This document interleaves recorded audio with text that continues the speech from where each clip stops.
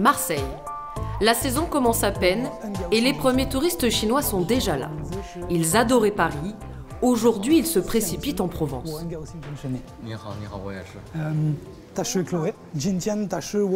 Promener cette nouvelle clientèle, c'est une affaire qui marche en ce moment.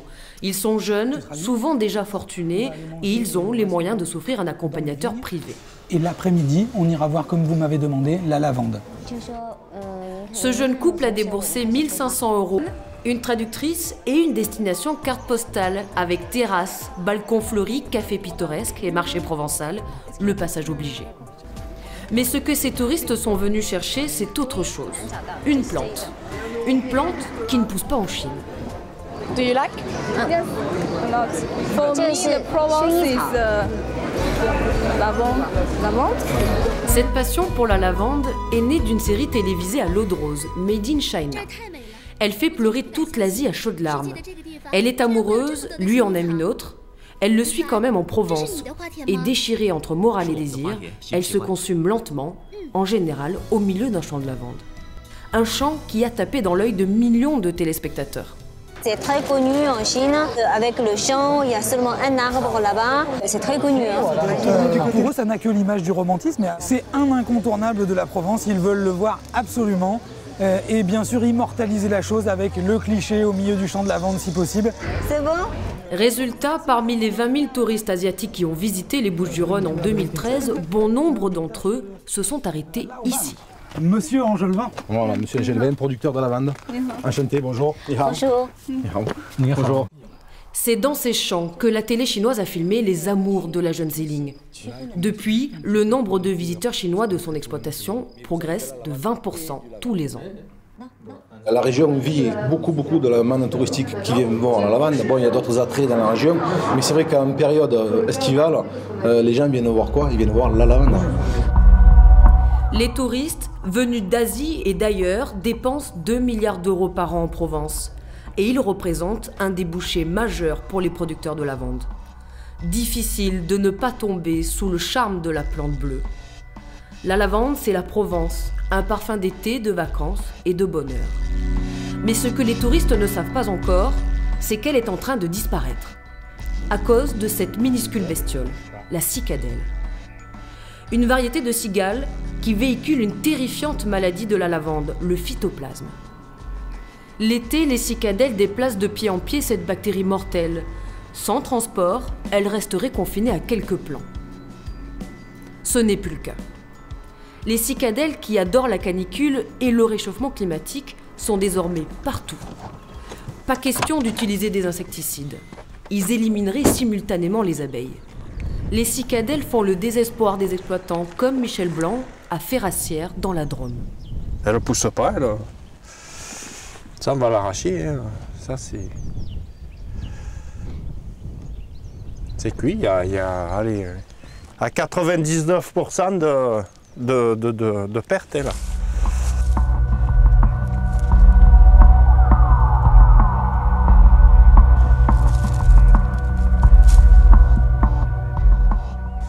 Cette plante-là, vous voyez celle-là là, qui est bien en feuille, et celle-là qui a du mal à repartir.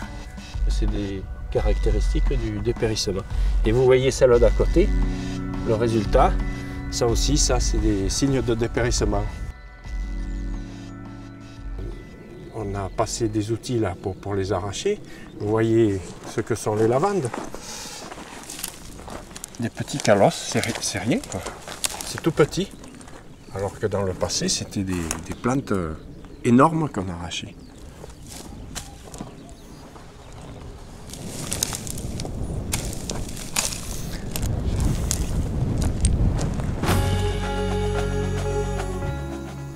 Il y a encore 2 ans, Michel et sa famille produisaient 55 000 bouquets de lavande par an. Ces bouquets violets faisaient la joie des fleuristes de toute l'Europe. Mais à cause de la maladie, le volume et la qualité de sa production sont en chute libre. Dans son hangar, il n'y a plus beaucoup de cartons prêts à l'expédition. Voilà ce qu'on produisait avant. Hein. C'était des bouquets de lavande, sauf que maintenant, si vous regardez bien, comme on n'arrive plus à avoir des lavandes super bleues pour faire de très jolis bouquets. On se retrouve avec des bouquets qui sont plus standards, vous voyez. Les couleurs sont plus tout à fait les mêmes. En France, l'or bleu fait vivre près de 2000 producteurs comme lui. Chiffre d'affaires du secteur, 30 millions d'euros. En baisse, comme la production. Il y a 10 ans, les lavandiculteurs produisaient 85 tonnes de lavande fine par an. Aujourd'hui, 55. La France couvrait autrefois 95% de la consommation mondiale de lavande. Aujourd'hui, 25%. La demande n'a pour autant pas baissé, au contraire. Les touristes, la parfumerie, l'industrie cosmétique ou la pharmacie ont toujours autant besoin d'extraits de lavande. Le marché international est en pleine forme, mais il est en train d'échapper aux producteurs français, pour le plus grand bonheur d'autres producteurs européens. Bienvenue en Bulgarie. Ce petit pays fait partie de l'Union européenne depuis 7 ans, mais le salaire mensuel moyen n'y dépasse toujours pas 550 €. La Bulgarie a toujours été réputée pour ses roses, mais elle cultive maintenant un autre titre, celui de reine de la lavande. Depuis 2011, la Bulgarie est devenue le premier producteur mondial, loin devant la France, 100 tonnes par an contre 55. Tout se passe ici, au pied de la chaîne des Balkans. Le climat est idéal. De fortes chaleurs la journée, beaucoup de pluie le soir. Pierre Julien, qui est négociant en France, connaît très bien la route et les producteurs locaux. You got quite a lot of Alba. Good morning. Morning, Philippe. Welcome to New Bunch Thank of you. Rosefield. How are you? Good, good. Yeah, good to see you. Good to see you too. Monsieur Bontchev, le propriétaire bulgare de ces champs, a longtemps travaillé la rose, mais il a très vite senti le bon filon. De ce côté-là, ce sont les roses blanches. C'est Rose Alba. Et de l'autre côté, là-bas, jusqu'à la forêt, ce sont nos champs de lavande. Ça fait à peu près 100 hectares de lavande bio.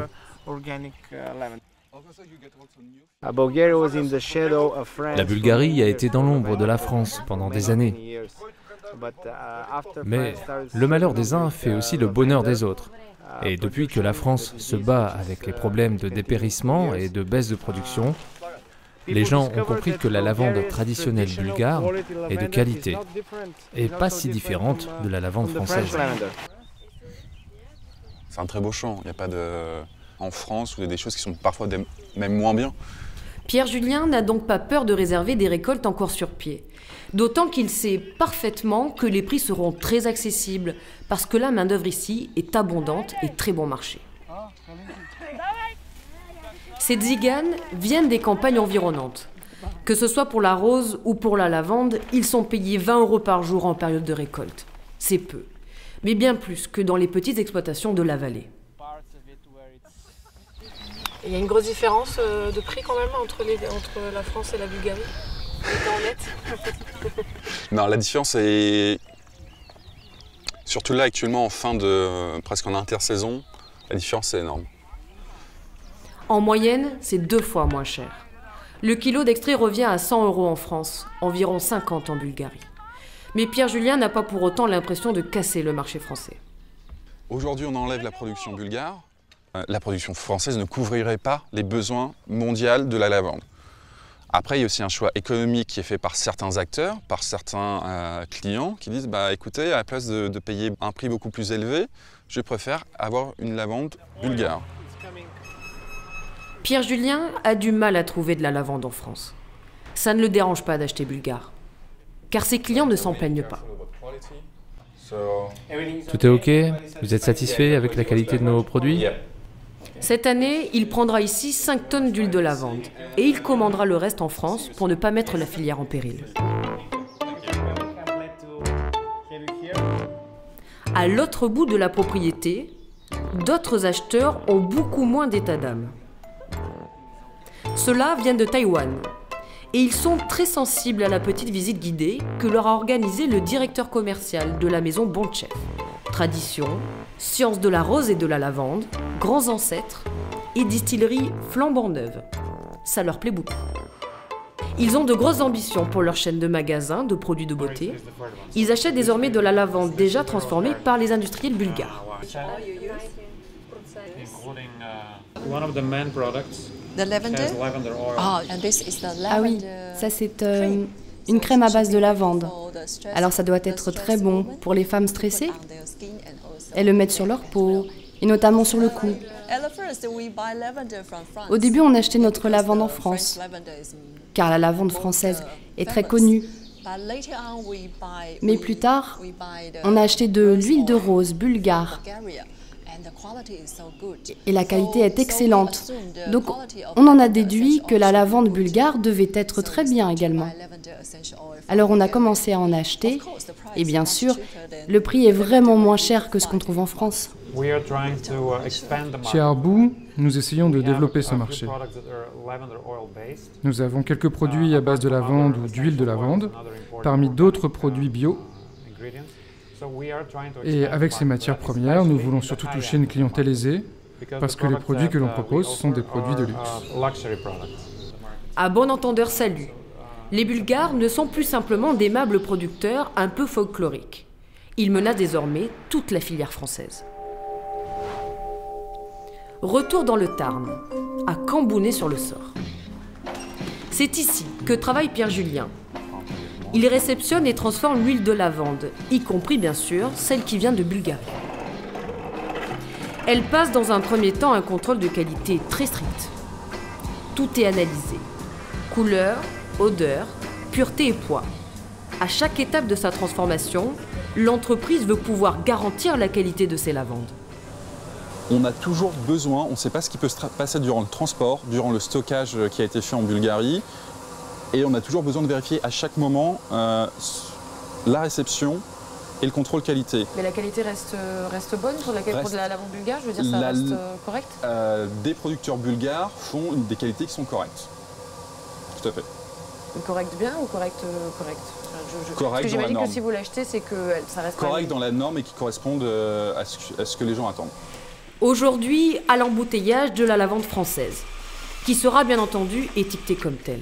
Pierre Julien est un producteur transparent. Les produits transformés à partir d'huile de lavande d'origine bulgare seront tout aussi clairement désignés. Mais tous les fabricants n'ont pas cette honnêteté. Rien ne les y oblige. Si leurs produits à base de lavande bulgare sont transformés et embouteillés en France, ils peuvent être vendus comme fabriqués en France. Voilà aussi pourquoi la lavande bulgare envahit tous les marchés. Comme tout petite huile essentielle, vous pouvez l'utiliser en cosmétique, en aromathérapie et en parfumerie. Et la lavande bulgare, elle, j'imagine qu'elle est utilisée dans des cas spécifiques? C'est à l'appréciation de chaque client. Ce qui est sûr, c'est que la lavande sortant de l'entreprise n'est plus à 100% française. Pierre Julien s'en désole.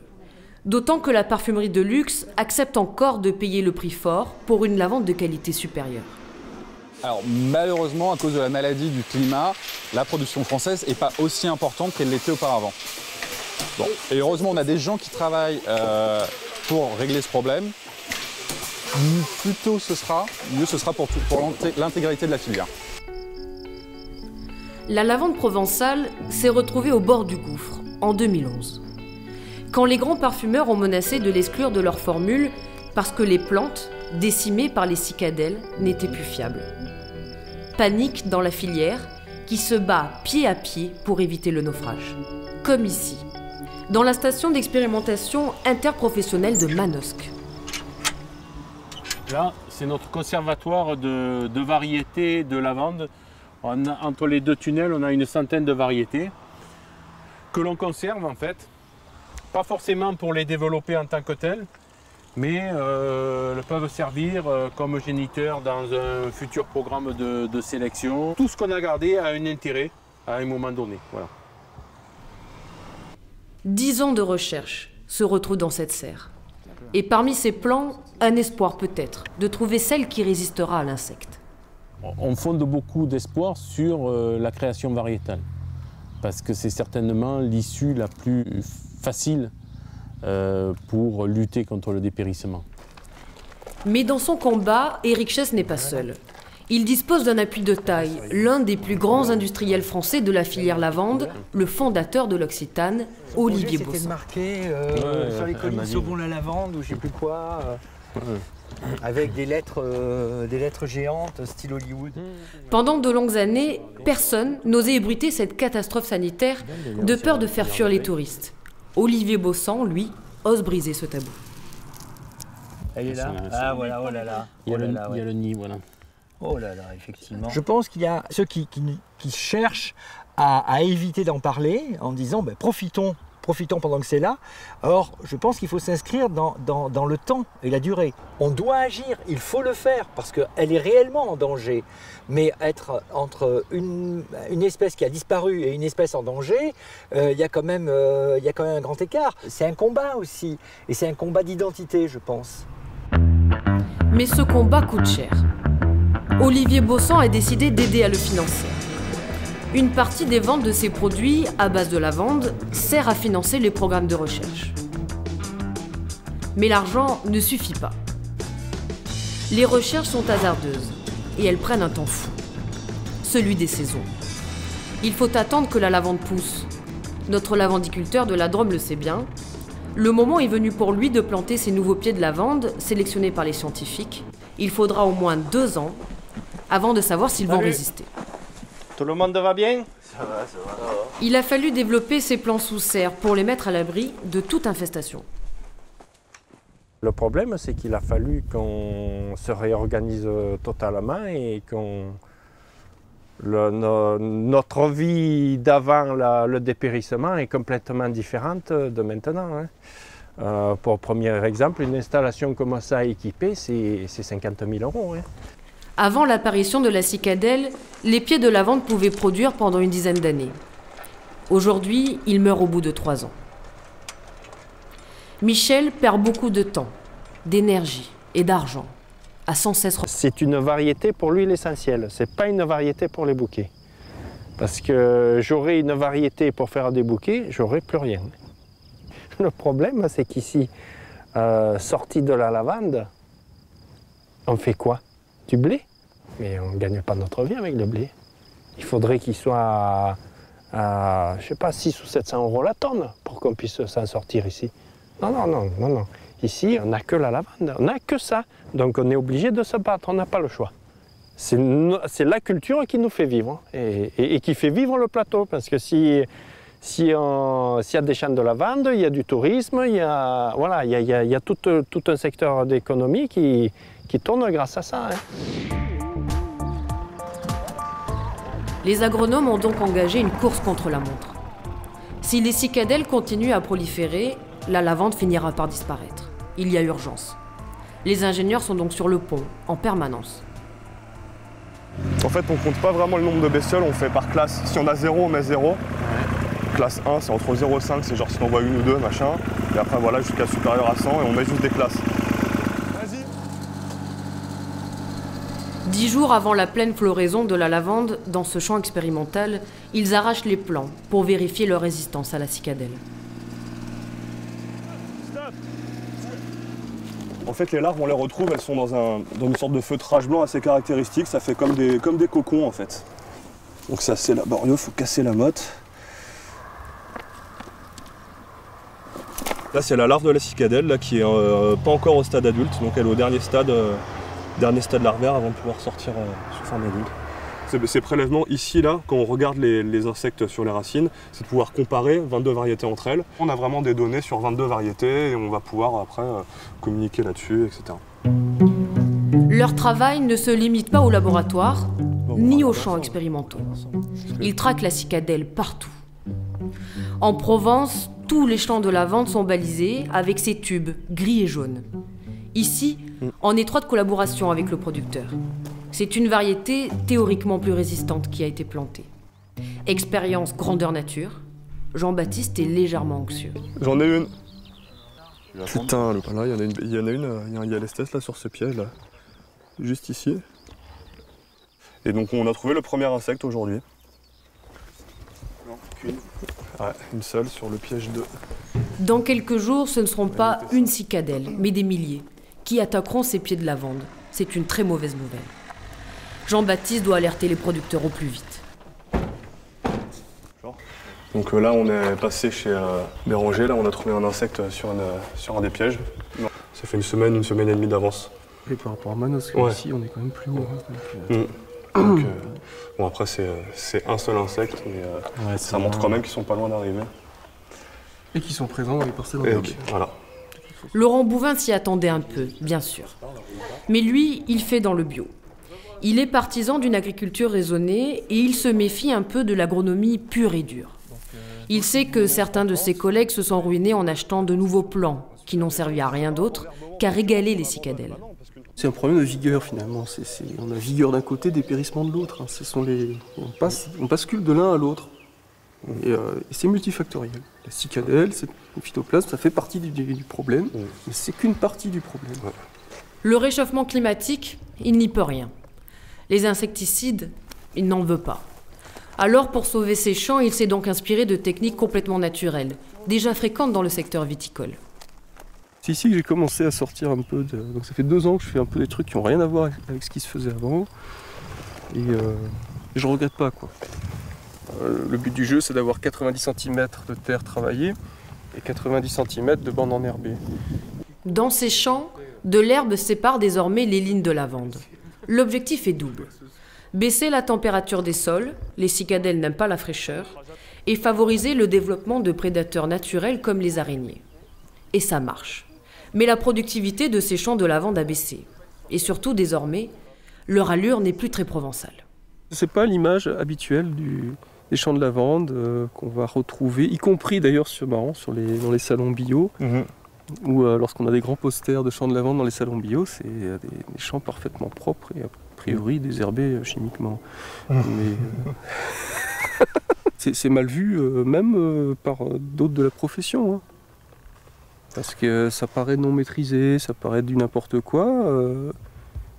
J'ai déjà eu des remarques assez acerbes. Voilà. Ouais, mais après, si ça marche, les mentalités vont vite changer. On le voit, c'est ce qui s'est passé en viticulture. Ils se sont mis eux aussi à mettre des enherbements. Au début, les gens disaient que c'était des parcelles sales, mal entretenues, mais ça marche. Donc les gens évoluent, hein, les mentalités évoluent. Et, c'est comme ça qu'il faut faire. Hein. Ouais, mais en attendant, les pionniers, ils s'en prennent plein la figure. Hein, voilà, c'est ça. Ouais. Mais bon, on les remerciera plus tard. J'en sais rien, mais...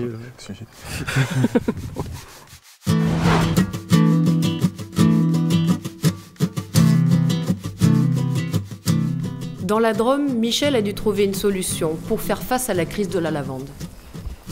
Il a choisi de diversifier ses cultures. Une ancienne céréale bio, assez rustique, l'épeautre, redevient à la mode. Elle se vend bien, il s'est lancé. C'était un champ de lavande auparavant? C'était un champ de lavande, oui. Oui. Ça a pris de plein fouet le dépérissement. Pareil, j'ai rien récolté là-dessus. Donc je l'ai labouré, j'ai fait une prairie et là on est un petit épeautre. Cette année on est à 6 hectares et à l'automne 2014 on va passer à 30 hectares puis dans le futur 40.